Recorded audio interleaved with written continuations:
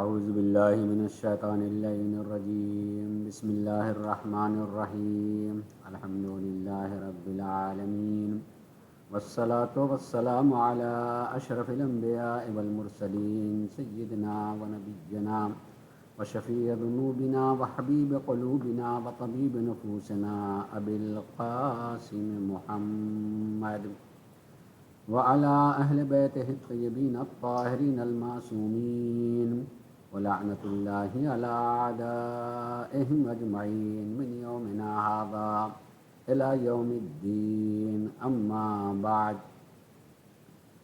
فقد قال الله سبحانه تبارك وتعالى في كتابه الكريم وهو أصدق القائلين وقوله الحق بسم الله الرحمن الرحيم قد جاءكم من الله نور وكتاب مبين۔ آج کی مجلس کے لیے میں نے قرآن کریم کی سورہ مائدہ کی آیت نمبر 15 کا انتخاب کیا ہے، اور یہ مشہور ترین آیات میں سے ایک آیت ہے۔ اللہ تبارک و تعالیٰ کی یہ فرمان کی قد جاءکم من اللہ نور و کتاب مبین، اللہ کی طرف سے تمہارے پاس نور بھی آیا ہے اور کھلی ہوئی بیان کرنے والی روشن کتاب بھی آئی ہے۔ اللہ تبارک و تعالیٰ نے اپنی طرف سے دو چیزوں کے بھیجنے کا اعلان کیا ہے کہ اللہ کی طرف سے دو چیزیں آئی ہیں، ایک نور، دوسرے کتاب۔ ہر زبان کے ایک گرامر ہوتی ہے، اس کا قاعدہ ہوتا ہے، اور جو آدمی اس زبان کو فقط زبان کے اعتبار سے نہیں جانتا بلکہ اس کے قواعد اور گرامر کے اعتبار سے بھی جانتا ہے، بہت آسان ہوتا ہے اس کو سمجھنے میں کہ یہاں کون سا قاعدہ اور کون سا گرامر ہے اور اس کی بنیاد پر اس کا معنی کیا ہو سکتا ہے۔ جیسے ہم اردو میں بولتے ہیں تم اور تم، وہ اور فلاں، بیچ میں اور جو ہم لے کے آئیں، یہ عربی میں عام طور سے صرف واو آتا ہے۔ قد جاءکم من اللہ نور و کتاب مبین، نور اور روشن کتاب۔ یہ جو اور کہا، اس کو عربی میں، عربی گرامر اور عربی قواعد میں عطف کہا جاتا ہے، کہ کسی چیز کو کسی چیز پر عطف کیا ہے، کہ فلاں صاحب اور فلاں صاحب، یعنی دونوں چیزیں مطلوب ہیں، آئیں یا نہ آئیں، دونوں کو منع کیا ہے یا دونوں کو بلایا گیا ہے۔ اب اگر ایک لمحے کے لیے سوچیں کہ اگر کوئی شخص کہیں کہے کہ آپ آئیے گا اور آپ آئیے گا، اور جب بلایا، جو ٹائم دیا جہاں بلایا اس میں سے ایک صاحب آئے تو دوسرے صاحب کا انتظار کیا جائے گا، ٹائم معین ہوگا تو اس ٹائم تک، لیکن پہلے آنے والے کے لیے یہ حق نہیں پہنچتا ہے کہ وہ کہہ دیں میں آ گیا، میں کافی ہوں۔ وہی نہیں کہہ سکتے کہ میں کافی ہوں۔ بھائی آپ نے بلایا نہیں، آپ کو آنا تھا خالی، آپ کیسے کہہ سکتے ہیں جس نے بلایا ہے وہ کہے کہ کافی نہیں کافی ہے؟ اسی لیے ہم کہہ سکتے ہیں کہ اللہ تبارک و تعالیٰ نے دو چیزوں کے بھیجنے کا اعلان کیا ہے کہ میں تمہاری طرف نور اور کتاب کو بھیج رہا ہوں، تو جن کے پاس یہ چیز آئی ہے ان کو حق نہیں پہنچتا ہے کہ وہ کہیں کہ بس اس میں سے ایک چیز کافی ہے، بس کتاب کافی ہے۔ کیسے کہہ دیں کتاب کافی ہے؟ بھیجنے والا کہے کہ کافی ہے کہ نہیں کافی ہے، یہ اگلا وہ تو بھیجنے والا جانتا ہے کہ دونوں کی ضرورت ہے نہیں ضرورت ہے۔ دو چیزیں بھیجی ہیں۔ میں نے اس آیت کا انتخاب آج اس لیے کیا ہے تاکہ میں نبی اور امام کی ضرورت کو بتا سکوں کہ اس کی ضرورت کیا ہے مذہب کے اعتبار سے، نبی یا امام کی۔ غور کیجیے گا، اللہ نے دو چیزوں کے بھیجنے کا اہتمام کیا، انتظام کیا، اور اعلان بھی کر دیا کہ ہم نے دو چیزیں تمہارے پاس بھیجی ہیں، روشنی، نور اور کتاب۔ دیکھیے جہاں عطف ہوتا ہے ایک اور ایک اور ایک اور کہہ کے بڑھا رہے ہوتے ہیں، تو اس میں ضروری نہیں ہے کہ ترتیب بھی رکھی جائے، کسی چیز کو پہلے کسی چیز کو بعد میں بھی کہا جا سکتا ہے، وہ عطف رہے گا۔ مثلا کسی بڑے صاحب کا نام پہلے آپ نے لیا، جو چھوٹے تھے ان کا نام بعد میں لیا، یہ ترتیب بھی رکھی جاتی ہے، مگر عطف کے لیے کوئی ضروری نہیں کہ ترتیب لازمی ہو کہ بڑے کو پہلے کہا جائے گا چھوٹے کو بعد میں کہا جائے گا، نہیں، چھوٹے کو پہلے کہہ دیا یا پہلے عالم ہی کا نام لیا جائے گا بعد میں کسی جاہل کا نام لیا، نہیں، یہ ترتیب عطف کے گرامر کے لیے لازم نہیں ہے، اگرچہ اکثر و بیشتر اس کا لحاظ کیا جاتا ہے کہ ترتیب رہے، ترتیب کو باقی رکھا جائے۔ اس میں بھی دیکھا جائے تو اللہ تبارک و تعالیٰ نے دو چیزوں کے بھیجنے کا اعلان کیا کہ میں نے نور، روشنی اور کتاب مبین۔ اگر اس ترتیب کو دیکھا جائے تو کتاب کے لیے، کتاب کو پڑھنے کے لیے پہلے روشنی کی ضرورت ہے، اگر روشنی نہیں ہوگی تو کتاب مفید نہیں ہو سکتی ہے، روشنی کے بغیر کتاب مفید نہیں ہو سکتی ہے۔ وہ روشنی رات میں جلائی جانے والی روشنی ہو یا دن میں قدرت کی روشنی ہو، ایک روشنی کی ضرورت ہے، اگر وہ روشنی نہیں ہے تو کتاب کام نہیں آئے گی۔ مثلا رات ہے، آپ نے گھر کی روشنی جلا دی، گھر کی روشنی جل رہی ہے لیکن وہ روشنی اپنی جگہ کام کر رہی، آپ ایک جگہ سے دوسری جگہ آ جا بھی رہے ہیں، دوسری چیزیں آپ اٹھا رہے ہیں، رکھ بھی رہے ہیں، روشنی اپنا کام کر رہی ہے۔ اگر کہیں کتاب رکھی ہوئی تھی، آپ نے الماری سے کتاب کو نکالا اور نکالنے کے بعد جیسے ہی آپ کتاب کو لا کر کے کھولا، کھولنے سے پہلے ہی یا اسی وقت جو ہے لائٹ چلی گئی، جب لائٹ چلی گئی تو اب کیا وہ کتاب کام کرنا شروع کر دے گی؟ نہیں، کتاب غیر مفید ہو جائے گی۔ وہ مفید ہوتی تو روشنی میں، روشنی چلی گئی تو اب کتاب نہیں کام کر سکتی ہے، کچھ آپ نہ پڑھ سکتے ہیں، نہ دیکھ سکتے ہیں، نہ سمجھ سکتے ہیں۔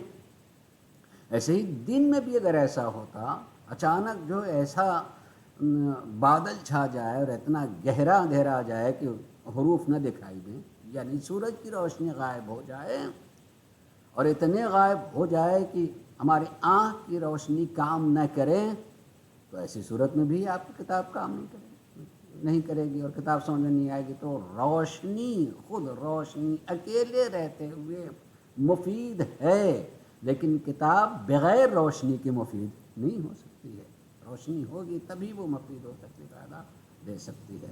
اللہ نے کہا میں نے کتاب بھی بھیجی، پہلے روشنی بھیجی ہے، قد جاءکم من اللہ نور، پہلے روشنی کا اہتمام کیا ہے۔ اب وہ روشنی، ویسے اگر کتاب میں ہم پڑھیں تو کتاب میں آپ کو ملے گا کہ روشنی کیا چیز ہے، تو اللہ نے اپنی ذات کو بھی روشنی کہا ہے۔ اللہ نور السماوات والارض، اللہ زمین و آسمان کے نور کا نام ہے۔ اور اس چیز کو اگر میں مولائے کائنات حضرت علی بن ابی طالب علیہ السلام کے قول کی روشنی میں پیش کروں تو سرکار مولائے کائنات نے جگہ ارشاد فرمایا ہے کہ میں نے کسی چیز کو نہیں دیکھا مگر اس چیز کو دیکھنے سے پہلے اللہ کو دیکھا ہے، یعنی پہلے اللہ کو پھر وہ چیز جس کو میں نے دیکھا۔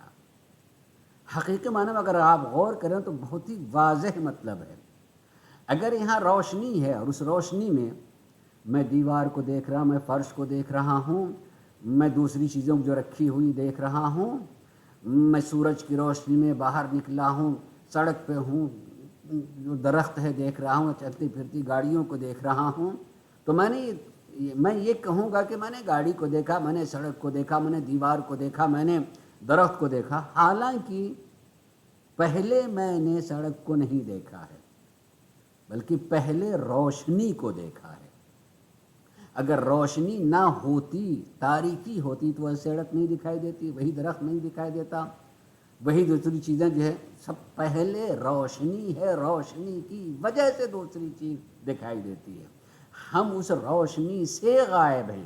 اللہ تبارک و تعالیٰ نے جو بات کی کہ اللہ نور السماوات والارض، اللہ زمین و آسمان کی روشنی کا نام ہے، اور مولا یہ کہتے ہیں کہ میں نے کسی چیز کو نہیں دیکھا مگر پہلے اللہ کو دیکھا ہے، وہ روشنی ہے، روشنی کی وجہ سے دکھائی دیتی ہے۔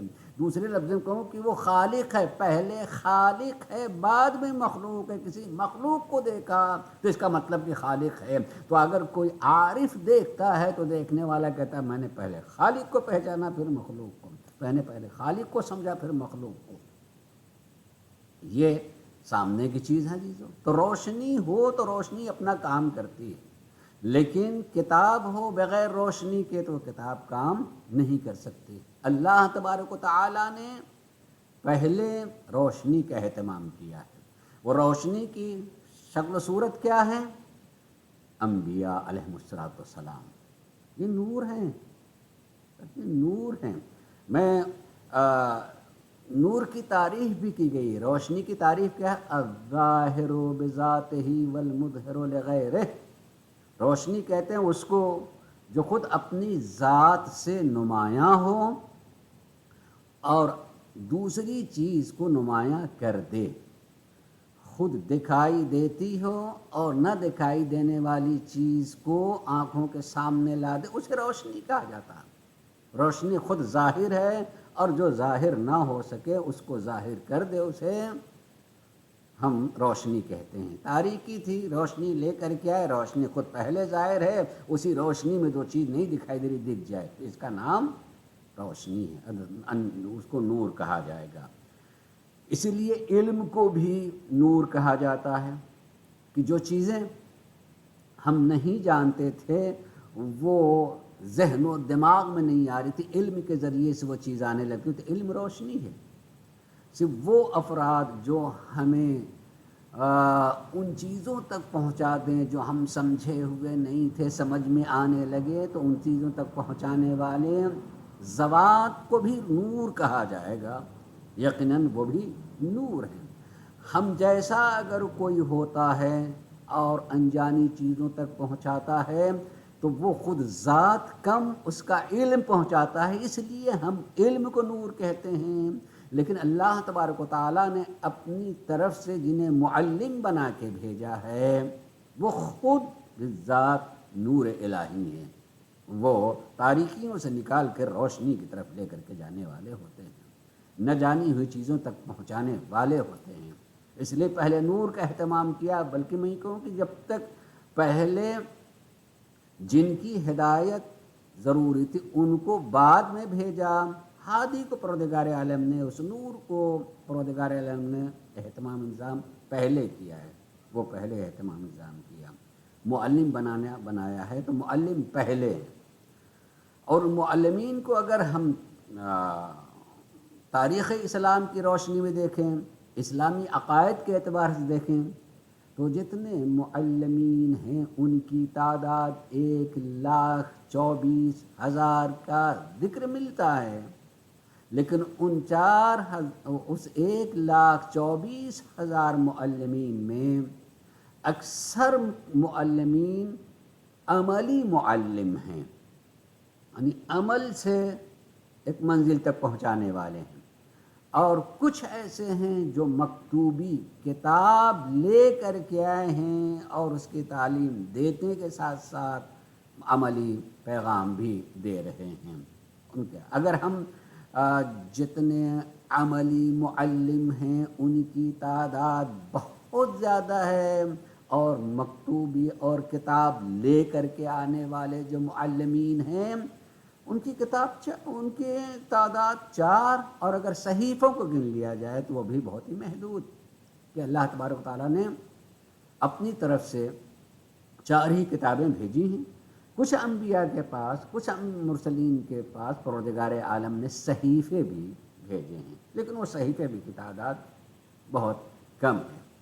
لیکن جب ایک کتاب آئی ہے، اس ایک کتاب کے بعد مسلسل جو دوسرے معلمین آتے رہے ہیں اسی پہلی کتاب کے محافظ بھی ہوتے تھے، اور اسی کتاب کی تعلیم کو عملی طور پر جو اس زمانے میں افراد ہیں، اللہ کے بندے ہیں، ان تک پہنچاتے رہے ہیں۔ اب اگر آپ سوچیں کہ اللہ تبارک و تعالیٰ نے حضرت موسیٰ کو کتاب دی یا حضرت عیسیٰ کو کتاب دی، حضرت عیسیٰ کے بعد سرکار نبی کریم تک 550 سال کا زمانہ ہے، اور اس درمیان میں یقیناً دوسرے معلمین رہیں جو انہی کی کتاب کی تعلیم کرتے رہے ہیں، اس لیے کہ اللہ کی یہ دنیا حجت خدا سے خالی نہیں رہ سکتی ہے، ایک حجت خدا کا زمین پر رہنا ضروری ہے، اور وہ محافظ ہوتے ہیں اس کتاب کے اور اس کی تعلیمات کے۔ ہم نام جانیں یا نہ جانیں، ہم انہیں پہچانیں یا نہ پہچانیں، مگر ہوتے ضرور ہیں۔ سارے مسلمان مانتے ہیں کہ اللہ کی طرف سے 1,24,000 نبی آئے ہیں۔ کوئی بتا دے ہمیں کہ ان کے نام کیا ہیں، حتیٰ کہ تاریخ میں نکال کر کے بتا دے 1,24,000 انبیاء کے نام۔ اگر آپ قرآن میں دیکھیں گے تو اس میں 26-27 نام صرف ملیں گے، تو تاریخی کتابوں میں اگر آپ دیکھنا چاہیں گے تو اس میں ہو سکتا ہے 1,000-2,000 تک مل جائیں، اس سے زیادہ نہیں ملیں گے۔ لیکن عقیدہ یہی ہے کہ 1,00,000 رہیں، نام ہم نہیں جانتے، یہ حجت خدا اللہ کی طرف سے یہ حجت رہیں، یہ آئے ہم نہ جانیں نہ جانیں، پہچانیں یا نہ پہچانیں۔ حضرت عیسیٰ سے لے کر سرکار نبی کریم حضرت محمد مصطفیٰ صلی اللہ علیہ وآلہ وسلم تک حجت خدا رہی ہیں۔ جناب موسیٰ اور حضرت عیسیٰ کے درمیان میں تو انبیاء بھی بہت سارے آئے ہیں، ان کے نام بھی موجود ہیں۔ وہ انبیاء تو ایک کتاب کو اللہ تبارک و تعالیٰ نے بھیجا، تو اس کے بعد جو نبیوں کو بھیجا اسی کتاب کے محافظ اور اسی کتاب کی تعلیم دینے کے لیے۔ اب سوچیں کہ اللہ تبارک و تعالیٰ نے جو اپنی آخری کتاب بھیجی اور جس سے قیامت تک رہنا ہے، جبکہ اس سے پہلے کی جتنی بھی کتابیں یا جتنے بھی صحف صحیفے آئے تھے وہ منسوخ ہونے والے تھے، تو جو منسوخ ہو جانے والی کتاب تھی اس کتاب کے محافظ تو آتے رہیں، تو کیا جو آخری کتاب ہو اور قیامت تک ہدایت کرنے والی ہو اس کے محافظ نہیں رہیں گے؟ اللہ ان کی حفاظت اور ان کی تعلیمات کی پہنچانے والے نہیں اللہ تبارک و تعالیٰ بھیجے گا؟ نہیں، یقیناً۔ بس یہاں پر ایک روح کو پیش کروں تو انشاءاللہ آپ محظوظ بھی ہوں گے اور آپ کے ذہن میں یہ بات رہ بھی جائے گی کہ اللہ تبارک و تعالیٰ نے اپنے انبیاء کو معجزات عنایت فرمائے ہیں، لیکن ہر نبی کا معجزہ اسی وقت تک رہا جب تک اس نبی کا دین، اس کا اسلام یا اس کا پیغام رہا ہے۔ وہ معجزے بھی باقی رہے ہیں، جب وہ نبی نہیں رہے ہیں وہ معجزے بھی نہیں رہے ہیں۔ اگر ہمارے اپنے نبی سرکار نبی کریم حضرت محمد مصطفیٰ صلی اللہ علیہ وآلہ وسلم کو دیکھا جائے تو اللہ تبارک و تعالیٰ نے ہمارے نبی کو جو معجزے دیے ہیں، اب قیامت تک کوئی دوسرا نبی نہیں آنے والا ہے، تو وہ معجزے کہاں باقی ہیں؟ وہ معجزے کہاں باقی ہیں؟ کس صورت میں باقی ہیں؟ نبی کریم کو اللہ تبارک و تعالیٰ نے بہت سارے معجزات دیے ہیں، مگر جو آج تک باقی ہیں اور قیامت تک باقی رہیں گے وہ 2 معجزے ہیں۔ ایک معجزے کا نام ہے کتاب قرآن، اور دوسرے معجزے کا نام محافظین کتاب و قرآن یعنی اہل بیت۔ اللہ نے یہ دونوں چیزیں دیں اور وہ دونوں چیزیں باقی ہیں اور قیامت تک باقی رہیں گے۔ جب تک قرآن رہے گا اہل بیت بھی رہیں گے، اور سرکار نبی کریم اس دنیا سے جاتے جاتے اعلان کر کے بھی گئے ہیں کہ انی تارکم فیکم الثقلین کتاب اللہ و عترتی اہل بیتی، کہ میں تمہارے درمیان 2 گراں بہا چیزیں چھوڑ کے جا رہا ہوں، ایک اللہ کی کتاب، دوسری میری عترت اہل بیت۔ جو میرے اہل بیت ہیں میں انہیں تمہارے درمیان میں چھوڑ کے جا رہا ہوں۔ یعنی اللہ نے 2 چیزیں بھیجی تھیں، جب نبی کریم اس دنیا سے جا رہے ہیں تو 2 چیزیں چھوڑ کے جا رہے ہیں۔ اللہ نے نور اور کتاب بھیجا تھا، اور سرکار نبی کریم جب جا رہے ہیں تو اسی تسلسل نور کو بھی چھوڑ کے جا رہے ہیں اور کتاب کو بھی چھوڑ کے جا رہے ہیں۔ کتاب کو سمجھنا ہے تو نور سے وابستہ رہنا ہوگا، اور کتاب نہیں بھی ہے سامنے، نور سے وابستگی ہے تو کتاب تو وہ نور جو ہے اپنا کام کرتے رہیں گے اور یقیناً ہدایت کرتے رہیں گے۔ یقیناً ہو سکتا ہے کہ نور بالکل سامنے نہ ہو، پردہ غیب میں ہو، لیکن نور پردہ غیب میں رہ کر کے بھی اپنا کام کرتا ہے۔ جیسے سورج بادل کے پیچھے آ جائے تب بھی وہ اپنا کام کرتا ہے، بادل کے پیچھے آ جائے تب بھی اس کا کام ہوتا رہتا ہے۔ نہیں کہیں گے کہ رات ہو گئی ہے، بلکہ روشنی ہوتی ہے بادل کے پیچھے آ کر کے بھی۔ سورج نہیں دکھائی دیتا ہے، مگر اس کے دوسرے جتنے فوائد ہیں وہ سب زمین کو ملتے رہتے ہیں۔ عزیزان گرامی، ایسے ہی تسلسل نور میں اگر کوئی نور پردہ غیب میں چلا گیا ہو تو آپ یہ نہیں کہہ سکتے ہیں کہ پھر فائدہ کیا، پھر فائدہ کیا، جب سامنے نہیں تو فائدہ کیا نہیں۔ اگر بادل کے پیچھے سورج رہ کر کے سارے اپنے فوائد سے نوازتا رہے گا اور رہتا ہے، تو ایسے ہی نور خدا جو کتاب کے لیے اور کتاب کے ساتھ میں ہے، وہ بھی اگر پردہ غیب میں ہو تو اس کے فوائد، ان فوائد میں سے ایک بالکل سامنے کی چیز کہ جتنی برکتیں زمین پہ آتی ہیں اس کے واسطے کا نام وہی نور خدا ہے۔ اور معصوم نے فرمایا کہ لولا الحجہ لساخت الارض باہلہا، اگر حجت خدا نہ ہوتی تو زمین بھی باقی نہیں رہتی۔ فائدہ ایک تو یہی سامنے دکھائے دے رہا ہے، میں بول رہا ہوں، آپ سن رہے ہیں، آپ کا وجود ہے، زمین باقی ہے، تو اس کا مطلب ہے کہ حجت خدا اگر وہ نہ رہتا تو یقیناً زمین بھی باقی نہ رہ جاتی۔ لہٰذا حجت خدا کا وجود ضروری ہے۔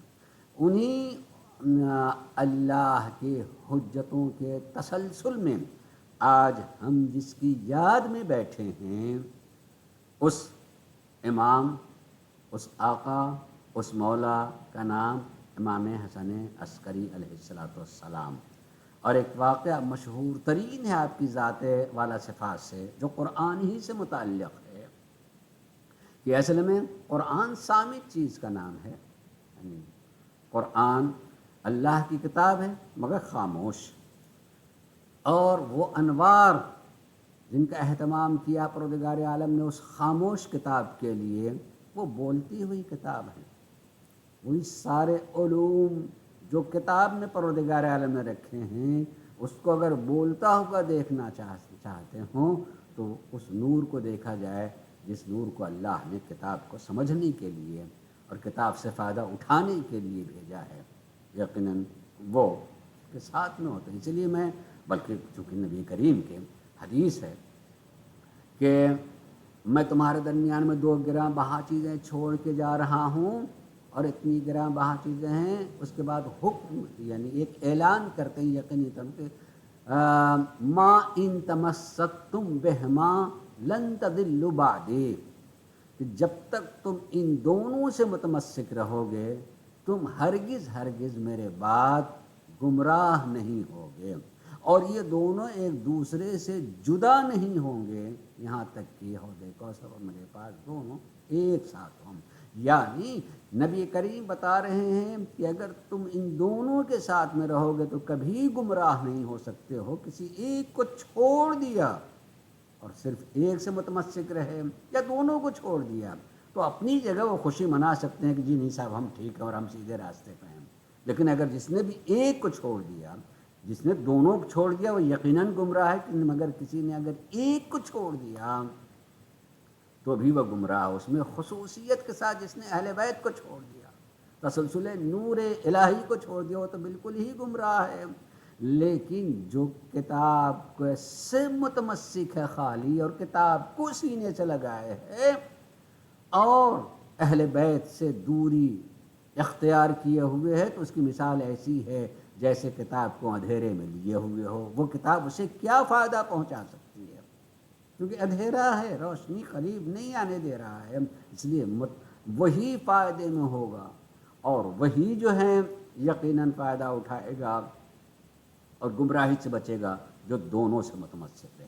جب تک دونوں سے متمسک نہیں رہے گا، دونوں کا دامن نہیں تھامے رہے گا، دونوں کو ساتھ میں نہیں لیے رہے گا، گمراہ رہے گا۔ اس میں بھی ایک بات کہوں، عرض کروں، اس پر غور کیجیے گا کہ سرکار نبی کریم نے جو لفظ استعمال کیا ہے کہ جو کوئی بھی ان دونوں سے متمسک رہے گا، ما ان تمسکتم، جب تک تم ان دونوں سے متمسک رہو گے، بہما، ان دونوں سے، لن تضلوا، تم ہرگز گمراہ نہیں ہوگے۔ میں نے کبھی بات کہی تھی اور اسی کی تھوڑی سی وضاحت کے ساتھ کروں گا کہ ہم جب کبھی بھی کسی چیز کا انکار کرتے ہیں تو اردو میں تو ایک ہی لفظ ہے نہیں، لیکن عربی میں جو ہے کم سے کم 4 لفظ ہیں۔ لفظ ماں بھی انکار کے لیے آتا ہے، لفظ لا بھی انکار کے لیے آتا ہے، لفظ لم یہ بھی انکار کے لیے آتا ہے، اور لفظ لن یہ بھی انکار کے لیے آتا ہے۔ مگر ہر انکار میں کوئی نہ کوئی فرق ہے۔ اس میں سے خصوصیت کے ساتھ لن حرف لن سے انکار کیا جائے تو اس کا مطلب کہ یہ انکار دائمی اور حقیقی اور واقعی و کبھی ہو ہی نہیں سکتا۔ جیسے مثلا میں کسی سے کہوں کہ نہیں آپ ہرگز ایسا نہیں کریں گے، اور یہ کر ہی نہیں سکتے آپ مثلا، لیکن یہ میرا خالی بولنے کا انداز ہو سکتا ہے، لیکن ہو سکتا ہے کہ جس کو میں روک رہا ہوں وہ زبردست ہو اور وہ آگے بڑھ کے اس کو کر دے۔ لیکن عربی میں جب لن کا استعمال کیا جاتا ہے تو اس کا ہم اردو میں ترجمہ کرتے ہیں ہرگز ہرگز نہیں، یعنی وہ تمہارے بس کی بات ہی نہیں ہے، وہ تم نہیں کر سکتے ہو۔ جیسے اس کی مثال قرآن کریم میں ہے کہ جب حضرت موسیٰ کی قوم نے اللہ کے ماننے کے لیے شرط میں لگائی کہ نہیں جب تک ہم اللہ کو نہیں دیکھیں گے مانیں گے نہیں، اللہ کو دیکھنا چاہتے ہیں، تو اللہ نے حکم دے دیا تھا موسیٰ کو ان سے کہہ دو کہ لن ترانی، میں وہ چیز ہوں ہی نہیں جس کو دیکھا جا سکے، لن ترانی تم مجھے ہرگز دیکھ ہی نہیں سکتے۔ اللہ آنکھوں سے دیکھا جانے والا نہیں ہے کہ اسے آنکھوں سے دیکھا جا سکے، تو یہ وہ لن ہے جو کبھی ہاں میں تبدیل ہونے والا نہیں۔ وہی لفظ لن جو ہے اللہ کے رسول ہمارے نبی کریم نور مجسم نے بھی اعلان کیا ہے کہ جو کوئی ان دونوں سے وابستہ ہو جائے گا ہرگز ہرگز گمراہ نہیں ہوگا۔ یعنی اہل بیت و قرآن تو ایسی چیزیں جو اسے متمسک ہو گیا تو اس کا انجام بہرحال خیر ہے، وہ کبھی گمراہ ہو نہیں سکتا ہے، کہیں سے اس میں شک ہی نہیں آ سکتا ہے، شک کی کوئی گنجائش ہی نہیں ہے کہ ایسا نہیں، دونوں سے وابستگی ہونا ضروری۔ جب وابستہ ہوگا تو یقینی طور پر ایسا ہوگا کہ وہ راہ ہدایت پر رہے گا۔ دوسری بات کہ یہی چیز 11ویں امام کے زندگی میں حیات طیبہ میں آئی۔ آپ کو معلوم ہے کہ اسحاق قندی پڑھا لکھا اپنے دور کا انسان، فلسفی، جب بھی انسان کسی چیز کو پڑھتا ہے دیکھتا ہے اس کا ذہن و دماغ ہے تو ہو سکتا ہے کہ کوئی بات سوچے اور اس کے معیار کے مطابق صحیح ہو صحیح نہ ہو۔ قرآن کو پڑھنے کے بعد اس نے چونکہ وہ فلسفی تھا، قرآن کو پڑھ کر کے اسے لگا کہ کہیں ایک بات کہی گئی ہے، دوسری جگہ جو بات کہی جا رہی وہ اس کی ضد ہے، اس لیے تضادات لکھے۔ یہ قرآن میں تضاد پایا جاتا ہے، ایک جگہ جو بیعت کہی ہے اس کے خلاف دوسری جگہ تضاد ہے ایک دوسرے میں، اور خاصا اس نے لکھ دیا۔ امام حسن عسکری علیہ السلام کے پاس اس کے ماننے والے کچھ افراد تھے جو آیا جایا کرتے تھے، تو امام نے ان سے کہا کہ بھئی کوئی تم شاگرد ہو، ان سے کہو کہ یہ کیوں ایسا کہہ رہا ہے۔ شاگرد ہوتا ہے، اور شاگرد اگر جانتا ہے کہ میرا معلم میرا استاد کس مرحلے کا ہے تو اور ڈرے گا کہ بھئی ہماری کیا حیثیت کہ ہم کہیں ان سے۔ ان لوگوں نے یہ کہا بھئی ہم استاد کو کیسے ٹوک سکتے ہیں، منع کر سکتے ہیں؟ تو خالی امام نے کہا کہ چلو ٹھیک، ٹوکنے وکنے کی بات نہیں، خالی اتنی بات تم سے بھی سوال کرنا پوچھنا، شاگرد کو تو پوچھنے کا حق نہیں، سوال تو کرنے کا حق ہے۔ جی فرمایا کیا؟ امام کو نے کل اس سے پوچھا کہ بھی اگر کسی کتاب میں کوئی بات سامنے آ گئی ہے اور اس سے آپ یہ سمجھیں کہ اس کا مطلب یہ ہوگا، آپ نے سمجھا کہ اس کا مطلب یہ نکلتا ہے، تو کیا ضروری ہے کہ جو آپ نے اس کا مطلب سمجھا ہے وہی مطلب لکھنے والے کا بھی ہو سکتا ہے کہ جو لکھنے والے کا مطلب وہ دوسرا اور جو آپ نے سمجھا ہے وہ دوسرا۔ اس نے کہا بالکل صحیح، یہ بات صحیح نہیں۔ اس اسحاق قندی کو بات سمجھ میں آ گئی کہ ہاں ایسا ہو سکتا ہے کہ میں نے جو مطلب سمجھا ہے وہ الگ ہو، لیکن صاحب کتاب کا لکھنے والے کا مطلب کچھ اور ہو سکتا ہے۔ تب اس نے کہا کہ پھر کسی کے تضاد کو کیوں سمجھنا بھائی کہ اس میں یہاں یہ مطلب اور یہاں یہ مطلب سمجھ میں آ رہا تو اس میں تضاد ہے، اور ہو سکتا ہے کہ جو مطلب آپ کے ذہن میں آیا ہے وہ مطلب صاحب کتاب کا نہ ہو، صاحب کتاب نہ ہو، ایک مرتبہ اس کا کہتے ہیں جس کو کہتے ہیں اس کا دماغ کا ٹھنکنا، ایک مطلب بات تو لگی، بات تو صحیح کر، اس نے کہا کہ مگر تم میرے شاگرد ہو، تم جو یہ کہہ رہے ہو یہ تمہارے ذہن کی بات تو نہیں ہو سکتی۔ خاموش رہ کریں، میں نے کہا نہیں تمہارے ذہن کی بات نہیں ہے، میں تمہیں پڑھاتا ہوں، یہ بتاؤ کس نے تمہیں یہ بتایا؟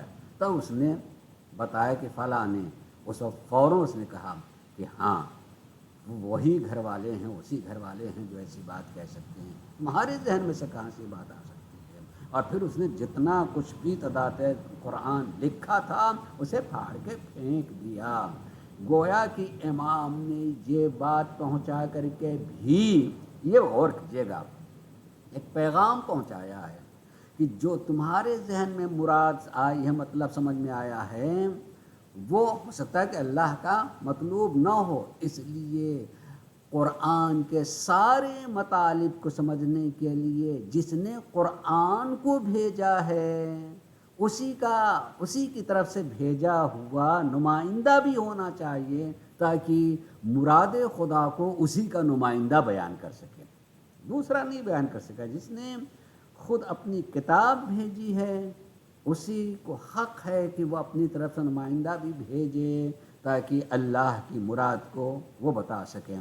یعنی میں یہ کہہ سکتا ہوں کہ گویا اللہ تبارک و تعالی نے اپنی طرف سے نمائندے بھیج کر کے یہ بتایا کہ میں انہیں بھیج رہا ہوں جو میری بات کے مراد کو وہی سمجھ سکتے ہیں، یعنی یوں کہوں کہ جو میں نے بھیجا وہ صامت قرآن ہے، اور جس نور کو بھیج رہا ہوں یہی بولتے ہوئے قرآن ہے۔ اور اسی لیے سرکار مولا کائنات تمام ذات کے بارے میں کہا ہے کہ انا لسان اللہ الصادق، میں ہی اللہ کی سچی زبان ہوں، و انا لسان اللہ الناطق، اور میں ہی اللہ کی بولتی ہوئی زبان ہوں۔ تو جو نمائندہ الہی وہ اس طریقے سے قرآن کی حفاظت کرتے ہیں۔ حضرت امام حسن عسکری علیہ السلام نے اس طرح سے قرآن کو محفوظ رکھا۔ مگر اس اعتبار سے بھی سوچیں کہ حضرت امام حسن عسکری علیہ السلام کی کل عمر کتنی تھی؟ کل عمر جو ہے آپ کی 28 سال۔ 28 سال میں ظاہری امامت کا زمانہ کتنا تھا؟ 7 سال کچھ مہینے۔ بس 20 سال کی عمر میں ظاہری امامت آپ کو ملی۔ امام ہوتا ہے، پیدا ہوتے ہی امام ہوتا ہے، پوری زندگی امام ہوتا ہے، لیکن ظاہری طور پر امام اس وقت بنتے ہیں جب پہلے والا امام اس دنیا میں نہ رہ جائے۔ ہمارے 11ویں امام کو 20 سال کی عمر میں، پوری کل عمر جو ہے آپ کی 28 سال، اور اس 28 سال میں ظاہری امانت وہ 7 سال کچھ مہینے بنتی ہیں۔ کیونکہ تاریخوں میں کچھ اختلاف بھی ہے، بعض تو کہتے ہیں کہ نہیں 6 مہینے کچھ مانتے، اس لیے کہ ولادت اور شہادت کی تاریخ میں تھوڑا سا اختلاف بھی، لیکن بہرحال 28 سال سے زیادہ آپ کی عمر نہیں ہے۔ اس میں آپ کو اس طرح سے قرآن کی حفاظت فرمائی، گویا کہ قرآن صامت کو قرآن ناطق نے اس طریقے سے محفوظ کر کے بتایا کہ یہ دونوں ساتھ ساتھ میں ایک دوسرے سے جدا نہیں ہو سکتے ہیں۔ خالی یہ سن لینا بڑا آسان ہوتا ہے، لیکن اس لحاظ سے سوچیں کہ 28 سال کی عمر کیا ہوتی۔ آج کے زمانے میں 28 سال کو آج ایک جوان آدمی کہا جاتا ہے، اور ابھی کہا جاتا ہے کہ اس کی زندگی کا بھی آغاز ہوا ہے، لیکن جو اللہ کی طرف سے نمائندہ اس کو اتنی ہی حیات دنیا کے سامنے رہے اور انہیں جینے نہ دیا جائے، 28 سال کی عمر میں زہر دے دیا جائے، بول دینا میرے لیے آسان ہو جانا، آپ سن لیا کہ زہر دے دیا گیا۔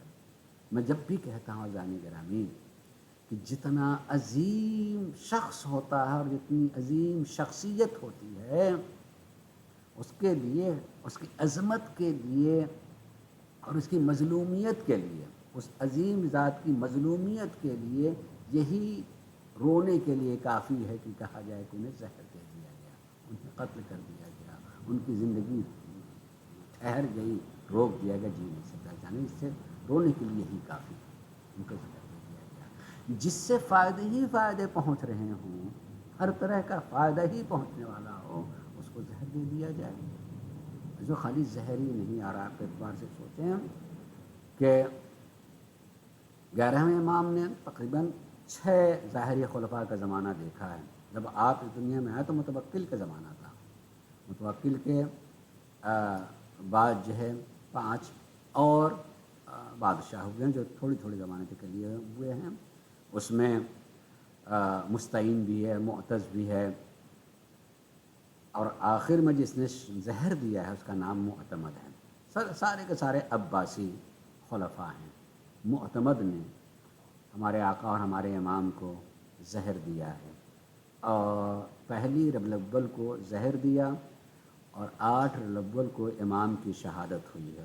وہ 2-3 جملے سنیے گا۔ 8 ربیع الاول کو گویا کہ پہلی ربیع الاول سے لے کر کے 8 ربیع الاول تک پورے 7 دنوں تک امام زہر کی تکلیف میں روتے رہے ہیں، زہر کی تکلیف کو برداشت کرتے رہے ہیں۔ عزیزان گرامی، ذرا سا سوچیں کہ 7 دنوں تک زہر کیا کی تکلیف اور اذیت میں امام کا جینا اور رہنا، کس عالم میں، کس کیفیت میں رہے ہوں گے۔ آپ کا غلام، آپ کے گھر کام کرنے والوں میں سے ابو الادیان تھے۔ ابو الادیان امام کے پیغامات کو لے کر کے ایک جگہ سے دوسری جگہ جایا کرتے تھے۔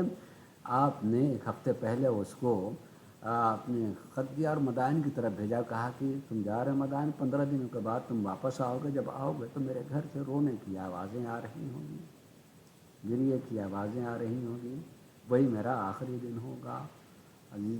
جیسا امام نے کہا، ابو الادیان کہتے کہ میں مدائن سے واپس آیا تو امام کے گھر سے رونے کی آواز آ رہی تھی۔ میں سمجھ گیا، میں تو یہی پڑھ کر کے میرا دل جو ہے بیٹھنے لگتا ہے، اس اعتبار سے کہ میں کہوں گا میرے مولا، میرے آقا امام حسن عسکری علیہ السلام، آپ کی شہادت پر آپ کے گھر والوں کو رونے سے منع نہیں کیا جاتا۔ لوگ رو تو رہے تھے نا، لوگ گریا تو کر رہے تھے نا، کوئی آیا تو نہیں تعزیہ نے لے کر کے کہ رونے والے کو مارا جائے۔ ہائے آپ کا جد مظلوم حسین، کہ جن کی شہادت کے بعد آپ کی چاہنے والی سکینہ کو تماچے مارے جائیں، تعزیہ مارے جائیں۔ میرے مولا، میں کہوں گا کہ آپ کو بہرحال اتنی عزت ظاہری طور سے دی تو گئی سامنے کہ آپ کے گھر والوں کو ماتم سے، رونے سے، گریا سے روکا نہیں گیا۔ ابو الادیان کہتے ہیں کہ میں آیا 7 دن کے بعد تو امام کے گھر سے رونے کی آواز آ رہی تھی۔ ہاں، وہ دن شہادت ہو چکی تھی اور اعلان ہو گیا کہ اب امام اس دنیا میں نہیں رہ گئے ہیں، تو پورے سامرہ میں اعلان کے بعد آپ کے جنازے کا اہتمام کیا گیا۔ جتنے بڑے بڑے لوگ تھے، وزراء تھے، کبیر تھے، سارے جتنے لوگ تھے وہ سارے سارے جو ہے امام کے جنازے میں شریک ہوئے، بلکہ پورا سامرہ گریہ کرنے میں مصروف تھا۔ میرے مولا، میرے آقا، آپ کو یہ عزت تو ملی کہ آپ کے جنازے کی خبر ہو جاتی ہے تو جتنے بڑے چھوٹے ہیں سب نے رونا شروع کیا، ماتم بھی کیا اور آپ کے جنازے میں شریک ہوئے ہیں۔ عزیزو، تھوڑا سا آپ ذہن میں لیجئے گا کہ ہمارا 11واں امام کون ہے۔ 11واں امام 12ویں امام کے والد ہیں، اور آج بھی 12واں امام موجود ہے۔ اور کویا سوچیں کہ آج میرا آقا، میرا امام پردہ غیب میں کس قدر جو ہے گریاں کناں ہوں گے۔ اور میں کہوں گا میرے آقا، میرے مولا، آپ کی بھی عمر اس وقت 5 سال کی تھی، اور آپ اپنے بابا کے جنازے میں شریک بھی ہوئے تھے نا۔